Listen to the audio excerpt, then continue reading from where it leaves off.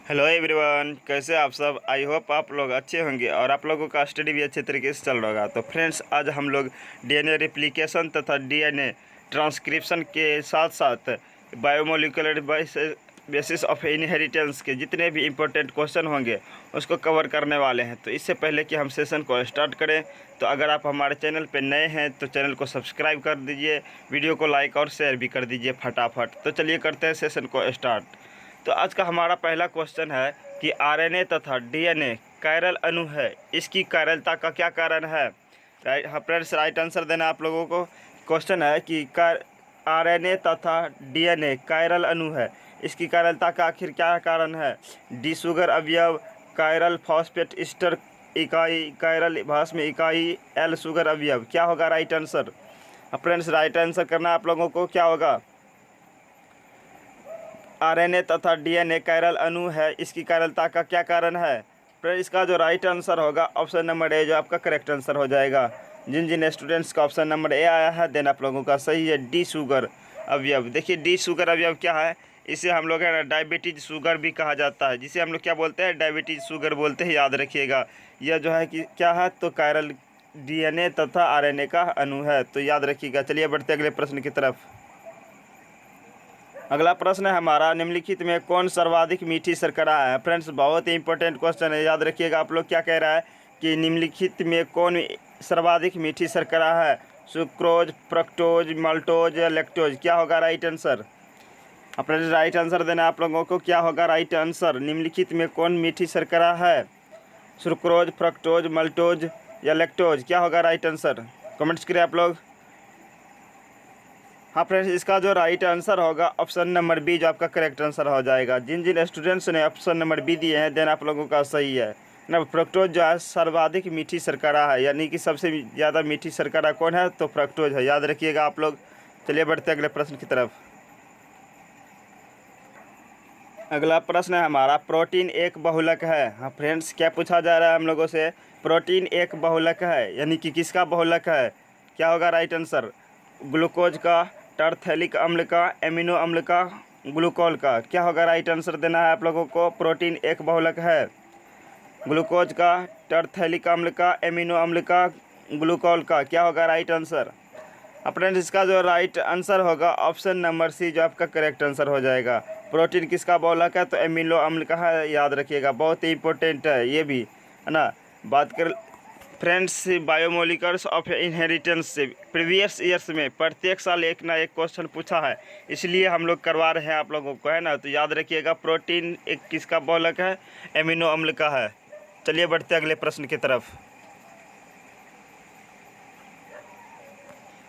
अगला प्रश्न है हमारा, स्टार्च का जल अपघटन करने पर हमें प्राप्त करते हैं। हाँ फ्रेंड्स, क्या कह रहा है कि स्टार्च का जल अगर जल अपघटन कराएंगे तो अंत में हमें क्या प्राप्त होगा, ग्लूकोज, फ्रक्टोज, दोनों या सुक्रोज। क्या होगा राइट आंसर। स्टार्च का जल अपघटन कराने पर हमें अंत में क्या प्राप्त होता है, ग्लूकोज होता है या फ्रक्टोज होता है, दोनों होता है या सुक्रोज सिर्फ होता है। क्या होगा राइट आंसर। स्टार्च का अपघटन कराने पर क्या हमको प्राप्त होता है, राइट आंसर दे आप लोग। क्या होगा राइट आंसर, 4 नंबर प्रश्न का राइट आंसर देना है।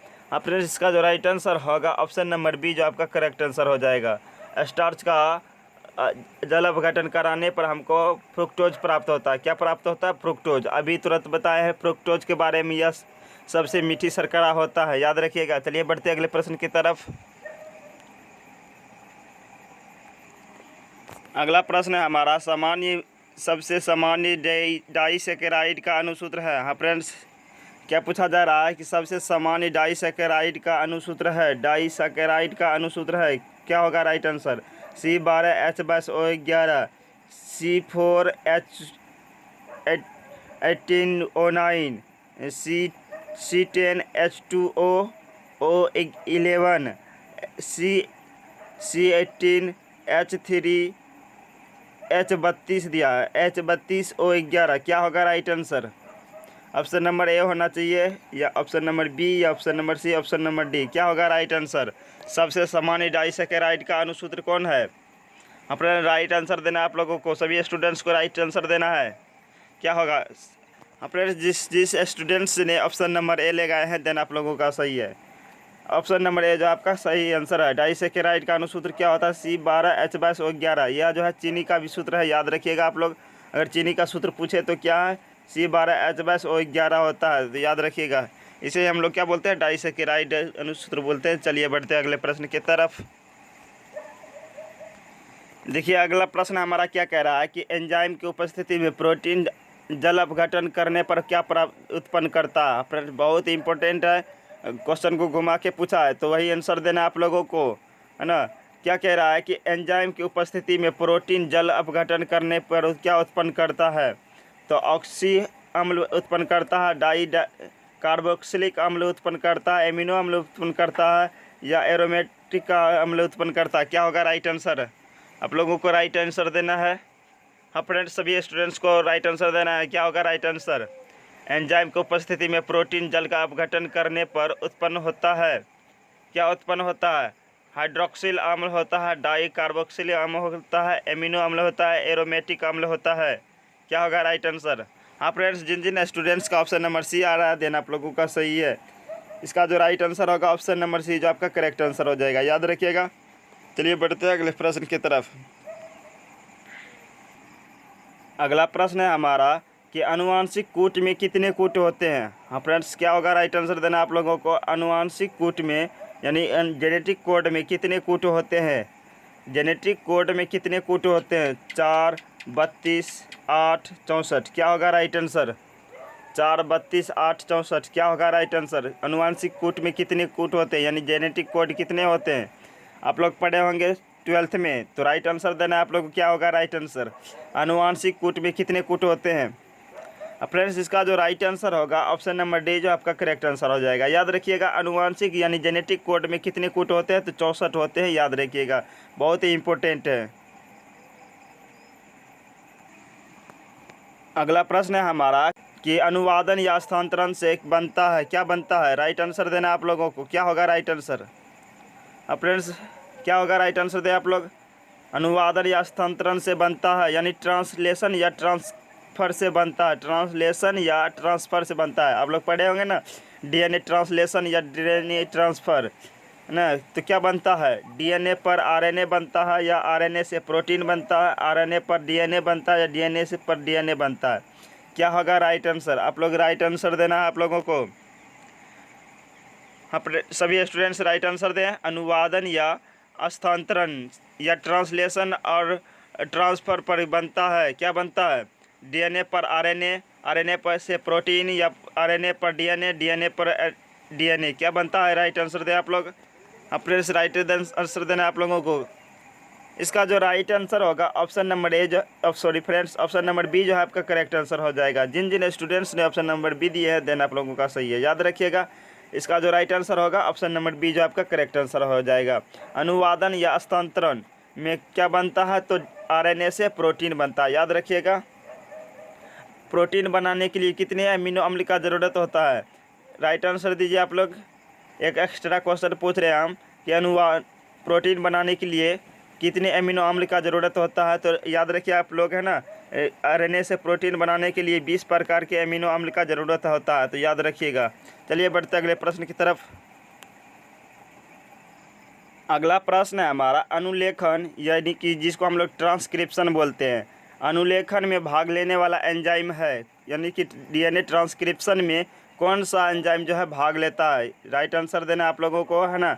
अनुलेखन यानी ट्रांसक्रिप्शन में भाग लेने वाला एंजाइम है, बहुत ही इंपॉर्टेंट है। सभी स्टूडेंट्स राइट आंसर देना है इसको, है ना। क्या होगा राइट आंसर?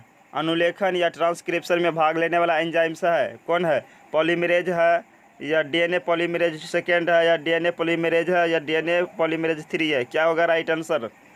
अनुलेखन यानी जिसको हम लोग ट्रांसक्रिप्शन भी बोलते हैं ना, डीएनए ट्रांसक्रिप्शन के बारे में आप लोग पढ़े होंगे। उसमें कौन सा एंजाइम्स का यूज किया जाता है?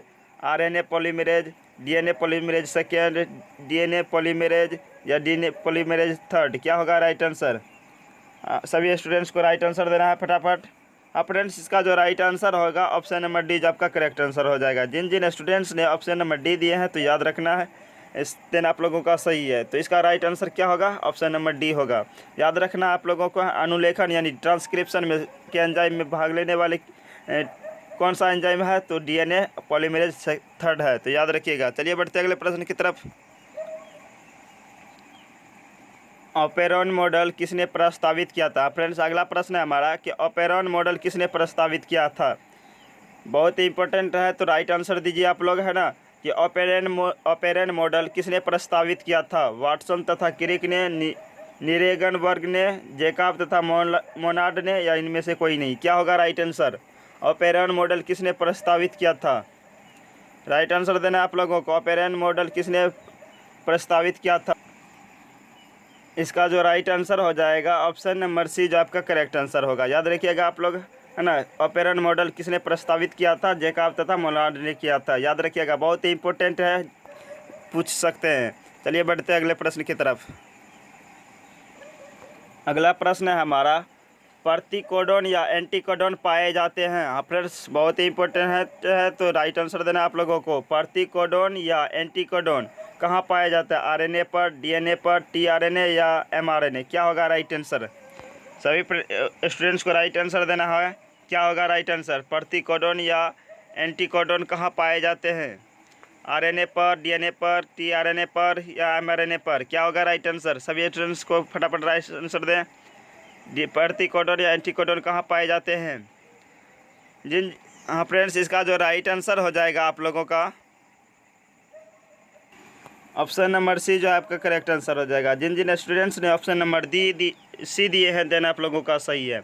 इसका जो राइट आंसर होगा ऑप्शन नंबर सी, जो आपका करेक्ट आंसर हो जाएगा। याद रखिएगा आप लोग, बहुत ही इंपॉर्टेंट है। प्रतिकोडोन या एंटीकोडोन कहाँ पाए जाते हैं? तो सी, ऑप्शन नंबर सी में जो है टीआरएनए, तो इस पर पाया जाता है। टीआरएनए यानी ट्रांसफर आरएनए बोला जाता है। टीआरएनए को क्या बोला जाता है? ट्रांसफर आरएनए बोला जाता है। याद रखिएगा।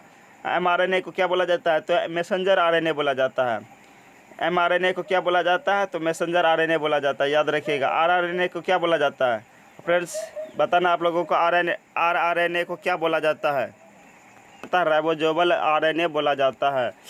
राइबोसोमल आरएनए बोला जाता है। आरएनए का फुल फॉर्म क्या होता है? आप लोग, है ना, कमेंट बॉक्स में लिखिएगा। चलिए बढ़ते अगले प्रश्न की तरफ।